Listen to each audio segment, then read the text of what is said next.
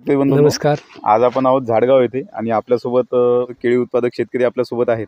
तर आपण त्यांचा परिचय आणि त्यांनी इथे पाणी व्यवस्थापन कसे करतात हे जाणून घेऊ. तर दादा, आम्हाला तुमचा एक परिचय संपूर्ण करून द्या. प्रसाद गंगाधरराव खटिंग, राहणार झाडगाव, तालुका जिल्हा परभणी. आता ही आपण केळीची लागवड साधारणतः कधी केलेली आहे? इथे 1 महिना झाला. 1 महिना करून झालेले आहे. हो. आणि इथे पाणी व्यवस्थापनासाठी आपण जे नळी वापरलेली आहे, हो. ड्रीप वापरलेला आहे, हो. हे कोणतं वापरलं तुम्ही? तुफान वापरलेलं आहे. बरं, तुम्ही नेटाफिमचं तुफान वापरलेलं आहे. नेटाबेमचं तुफान वापरलेलं अच्छा. तर तुम्ही जे हे नेटाफिमचं तुफान वापरलेलं आहे, आहे. हो. तर याच्यामध्ये तुम्हाला काय फरक जाणवला?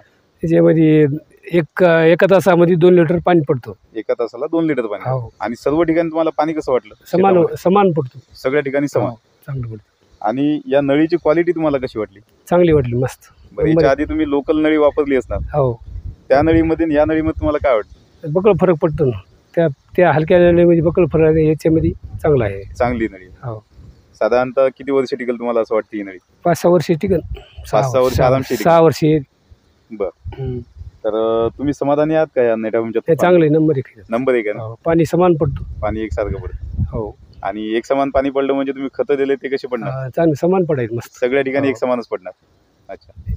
तर तुम्ही बाकी शेतकऱ्याला काय सांगाल नेटाफिमच्या तुफानविषयी? हे चांगलं आहे म्हणणं, म्हणजे नंबर 1 आहे. क्वालिटी चांगली आहे. हं, हं. आणि पाणी बी चांगलं पडतं, मस्त. पाणी चांगलं पडतं. हो. अच्छा.